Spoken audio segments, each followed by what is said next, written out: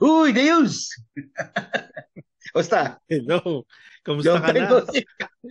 Long time no see. Parang napahaba ang pahinga at bakasyon at Oo nga, trabaho mukhang after nung bago magpasko, nakakailang linggo na tayo dito sa January. Oo. Ngayon tayo nakita ulit. Oo. Oo nga pala. Siyempre, batiin natin yung viewers natin. Mga Okay. ka-XL. Welcome back to the XL show, The Extraordinary Life. And, Happy third anniversary sa ating lahat. dami na natin nakausap na magagandang storya. Oo. Marami ring gustong mag-guest sa akin. Oo. May, So, siyempre, marami na nakaline up for the third season. oo, marami ng inspiring stories. Pero ang balita, ikaw ang mag-i-inspire sa amin. Kwentuhan mo naman kami para naman medyo gana-ganahan yung mga nanonood sa atin. Oh, Ano siyempre, yung, ano yung benefit nung naghanap buhay ka, nagtrabaho ka rito sa Canada, tapos ngayon pag ano tawag dun, yung benefit, di kung ano yung balita ko ikaw yung namasyal ng mundo. hindi naman, kalahati lang ng mundo. Hindi naman yung Kalahati lang buong ng mundo. mundo. Kalahati lang. Oo. Nag-US tour ka. Nag-US kami, kasama Ah, syempre si Mrs., kapatid ko, tapos nakauwi kami ng Pilipinas. At okay. bumiyahe pa kami sa Japan. Oh, Oh. ilang sandali lang. US, Japan, Oo. Philippines, Canada. Oo. Parang sangkatutak na pagkain din nila ako sa Oo, biyahe. syempre. Hindi mawawala sa biyahe 'yun. Oo. Ah, Oh, kasi friend ka. ever since naman, 'di ba, mahilig naman ako bumiyahe for so many years sa Pilipinas pa lang, for 30 plus years. Hangga't maaari araw-araw every year nakakabisita ko ng ibang lugar, natitikman yung pagkain, 'di ba? Teka lang. Kasi ako hindi ko pa nagagawa yun. Pangarap pa lang namin gawin yan. So, ibig sabihin, napunta ka ng US, napunta ka ng Japan, ano ka pa? Nag-apply ka pa ng visa papunta doon? Hindi, 'yun ang kagandahan sa pagiging Canadian citizen natin, 'di ba? Ah, Yun yung nababalita na it's one of the more powerful passports. So ah. as Canadians, we can enter around 150 countries visa-free, including Wow! the US. Dahil neighbor 165, natin sa South, di ba? 165 countries. Ilan lang ba countries sa buong mundo? Parang, 100, parang alam ko pito na hindi 190 pwede. plus countries eh. So mga Oo nga. 160 pwede tayo Mga, visa-free. mga 20 countries lang hindi mo pwede puntahan. Oo, Konti. more or less, gano'n.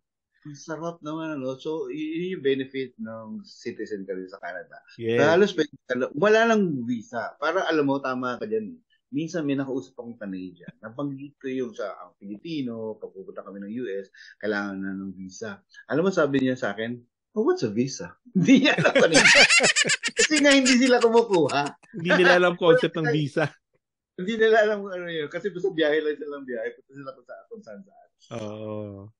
Pag andito Eh, kami sa Winnipeg, syempre uh, tatawid ka lang ng border sa South. By uh, road. So nagda-drive lang kami. In 1 hour, nasa States ka na. So oh, makakapasyal ka na ng North Dakota, South Dakota, Minnesota, Chicago, Iowa. Lahat na yan mabibisita mo by driving. So papakita mo lang yung passport upon entering. Yun na. Okay ka na. bago tayo mapunta sa kung sa ano-anong topic. Pasyal mo naman kami, pakita mo sa amin yung video na sa amin mga subscriber natin sa Excel Show. Mga Okay. friends, papakita sa atin ni Deus kung saan-saan siya umikot. O sige. Unahin natin, Ano? syempre. Inikot namin. Nakabalik ulit ako ng New York after so many years. Ah, So New York, we stayed sa area ng Times Square. Nabisita mm. namin yung Statue of Liberty, yung area ng Broadway, area ng Wall Street, at marami pang iba. Syempre kasama yung pagkain. Yun yung maganda lang. Oo. Okay, ano, game. O sige, eto na yun.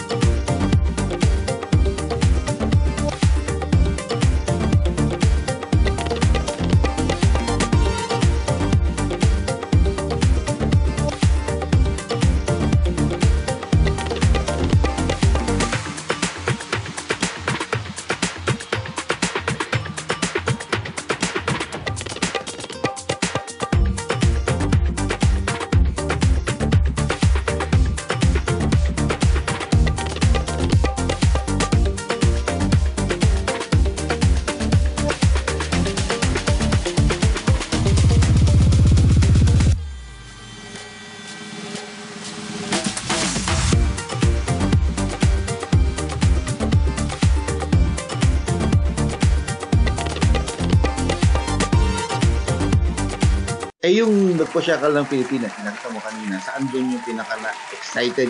Kumbaga, sa Canada ka pa lang, excited ka na mapupuntahan mo sa wakas. Siyempre, sa Pilipinas naman, pinaka-excited ako doon yung ma-meet ko yung mga friends ko. So, they invited me for dinner. Tapos natikman ko ulit yung mga paborito kong pagkain, yung mga na-miss ko. Fishball. Sarap kumain ng Fishball, fishball. taho. Tsaka, from the airport nga, diretso kami ng palengke.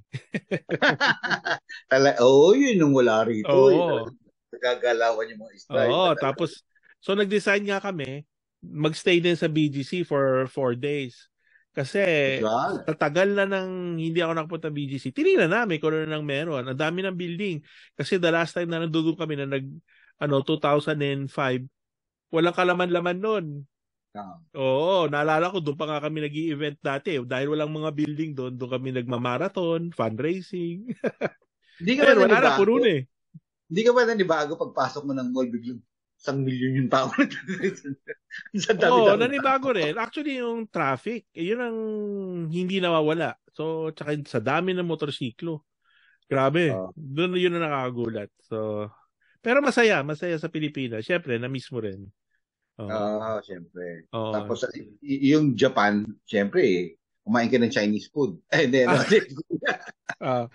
Ang Japan, yun naman, lumihis kami for 1 week sa Japan. Isa yun sa bucket list ko. Tsaka first time namin lahat bumiyahe. So, inuna namin ang Osaka. Kasi karamihan Tokyo. Marami nagsasabi na mas marami ka makikita sa Osaka, tsaka sa Naru, tsaka sa Gion. So, doon kami sa side ng Osaka muna nag-explore for 6 days. Kaya kakaiba. Tsaka grabe yung pagkain. Walang tapon. Talagang lahat masarap. Papatay pa nga, binanggit mo pangalan ng lugar, parang pangalan ng ulam. Masarap talaga yun. Oo. Kaya, yun, nakakatuwa. Napakaganda yung mga nabisita namin last year. And more to come this year. Congratulations. Siyempre, lahat naman tayo nagtatrabaho ng mabuti.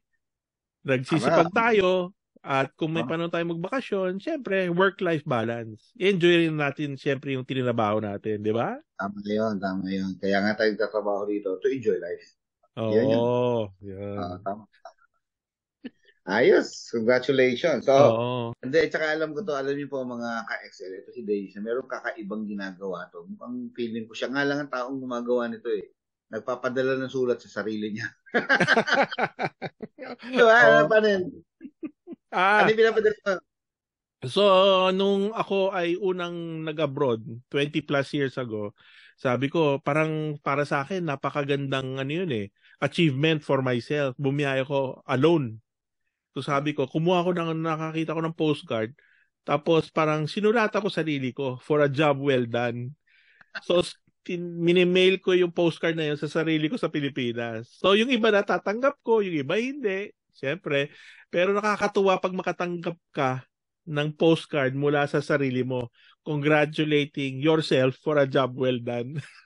So, ginawa mo pa rin sa New York? Ginawa pa rin namin. Ito yung mga natanggap ko from Japan. Ito. So, yan. Patuloy ko pa rin ginagawa.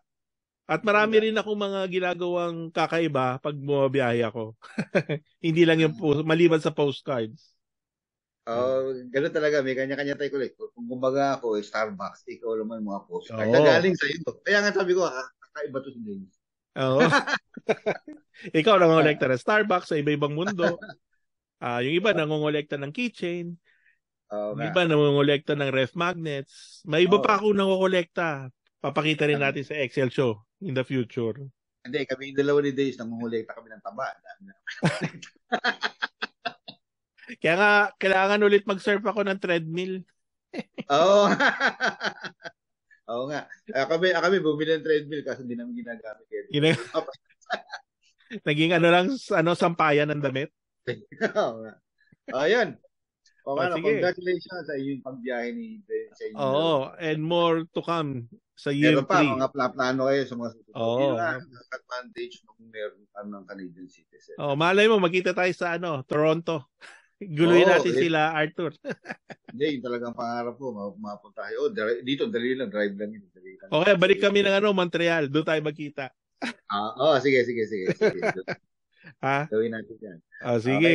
Tapos, paano, sa mga susunod na episode po, marami kami naka-line up na mga magagandang guest ulit dito sa XL Show. So, tuloy-tuloy na naman itong kaligayahan at inspirational stories mula sa ating mga kaibigan, mga Pilipino. Pero, mag-like and subscribe naman. Paki-share nyo yung mga magagandang nakukulit lesson dito sa The XL Show.